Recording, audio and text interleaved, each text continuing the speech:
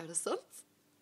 Det en liten uke vi har trent. Altså, Og det her stinker virkelig ordentlig mannskit Og dere- allerede. Men de der skoene der skal du ha resten av høsten?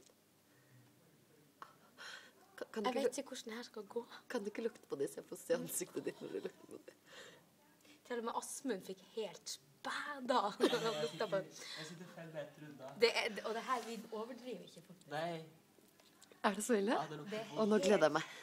Og det altså så åpne sko, Ja. og så inn i granskauen.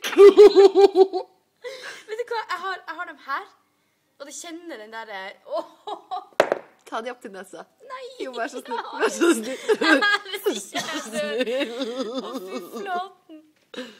Det er vet du, jeg er veldig En, fascinert. 2, 3, lukt!